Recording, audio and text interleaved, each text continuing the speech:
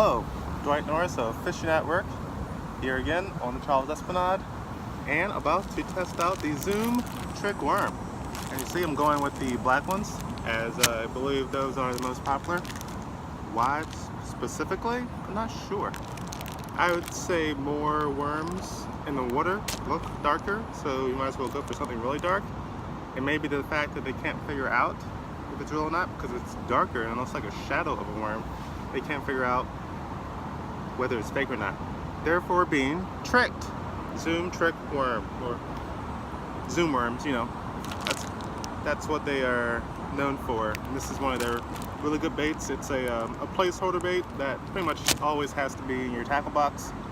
When nothing else works, this bad boy is going to make it happen. Now, we'll see if that's true. It's not like written on the package anywhere. That's the thing amongst fishermen over the long time period this has been out.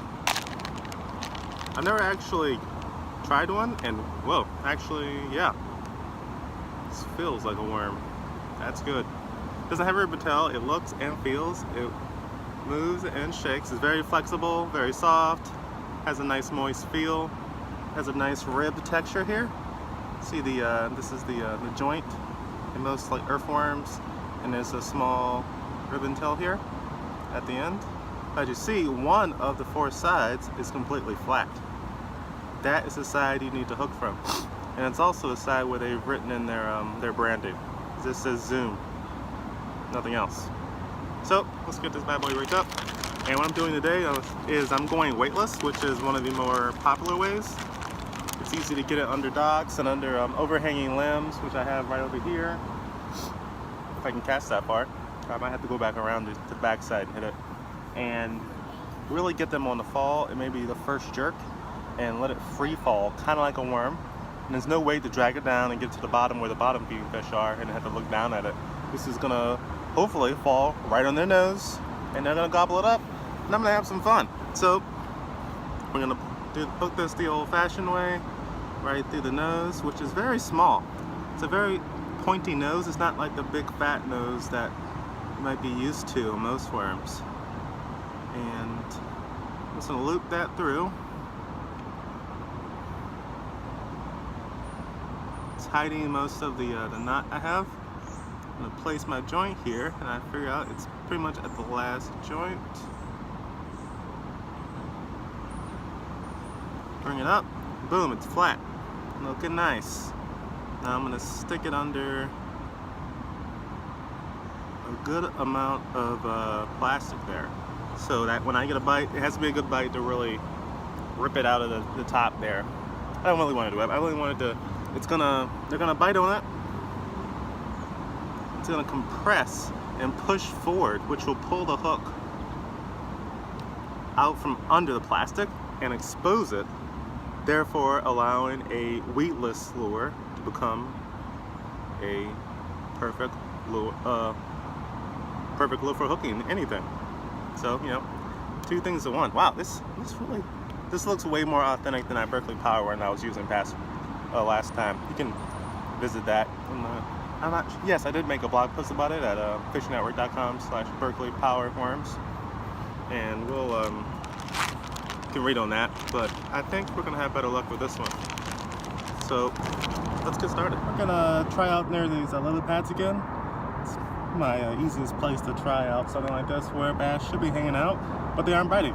I'm seeing a massive school of minnows here, about an inch or so long, but I tried the exact replica of that lure and nothing's here, because this is why they're here. They're safe here.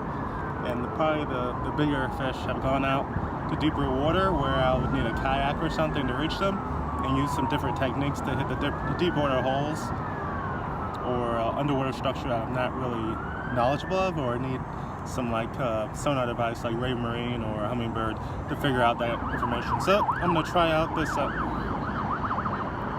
information and for the Zoom Trick Worm, and see if I can make something happen using the various techniques with the fall, the drop, and then that first pull on the slack line, to see if I can get something to grab it and it just takes off the line. I don't have to really feel the bite, but I can see it. Let's get started.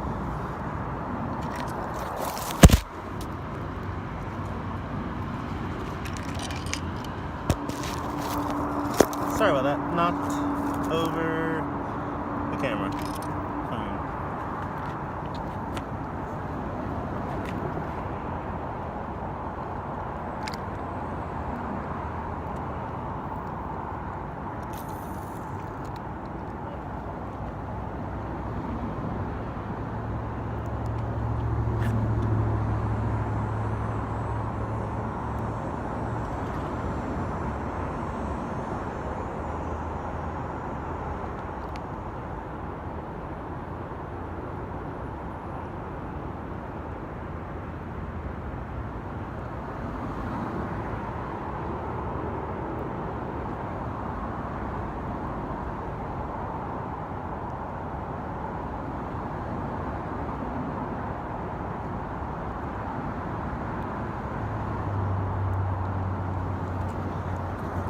I actually want to take a second to show exactly what this looks like when it kind of shakes through the water. So if you get a little visualization here, you'll see that it kind of free falls like a worm, a slow fall.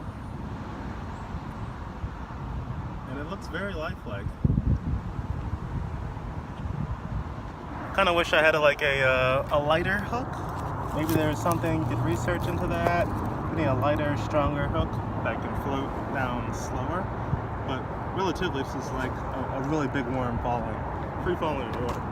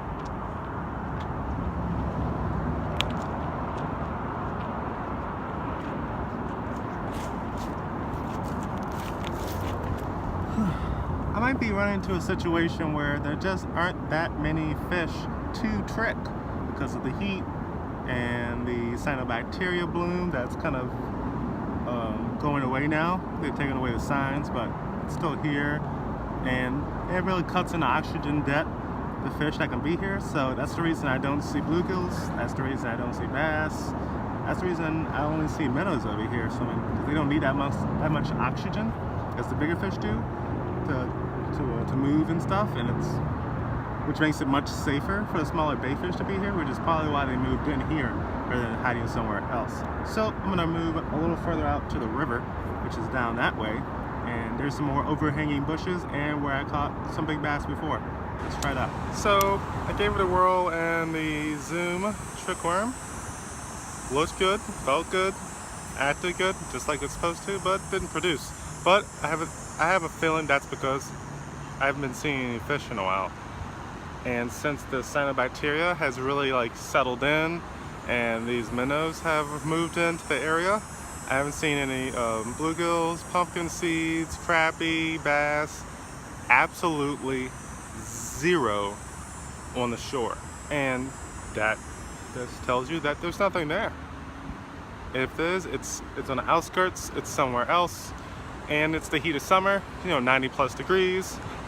Most of the shallow areas are in oxygen debt. If the water's clear and nice, they might still come in here, but right now it's just too many things going on in the shallow area, and I think they've gone to deeper water areas.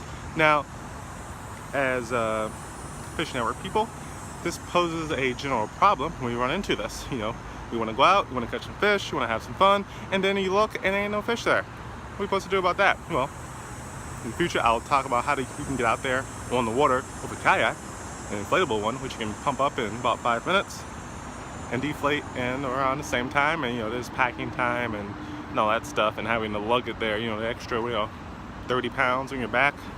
Not so much fun. Or it really depends on how you're actually traveling to your location. If you're going by car, it's not really a big deal. You can actually use a rowboat and have it just sitting somewhere wherever you need to be and have it locked up and go out. But right now this is a particular poor situation for me.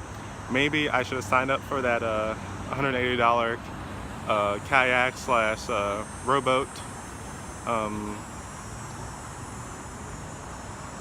seasonal pass over at the community boating center, and I could have thrown some shorts under my pants, dropped them, popped on the boat, no problems, and I would have found the fish and learned to use some different techniques. But for the meantime, I'm gonna have to do some scouting to figure out exactly where the fish are, what's happening, and learning from my community. Now, if you run into a situation where you don't really know what's going on in your fishing area, your fishing hole, and that there are some experts nearby, you should contact them by any means and figure out what's going on. What happens during a certain season, what happens when there's cyanobacteria, what happens when the fish disappear, you see a bunch of minnow and other bait fish come in. What do you do? Where do the fish go? How do I fish for them? All those different things. And I will be creating content that actually answers those questions in a general base. I'll try my best to get the best information for the overall area, freshwater and saltwater, but I'll also be doing different things like going to ponds, going to rivers, going to streams, going to lakes, going to reservoirs, going to estuaries, etc., etc., etc., and what you need to do there, for what kind of bait to use, how to actually use the bait, what kind of style, what kind of fishing gear to use for that, different kind of ways to access them on the land, in the boat, in the kayak, all of it. But only if it's relevant to fishing at work. And I can't really see too much of anything not being relevant. You have a period of time, you want to go fishing, and it doesn't really matter how you fish or where you fish. The only thing that matters is that you are fishing. So hopefully this information is good. Sorry I didn't catch any fish today to show you.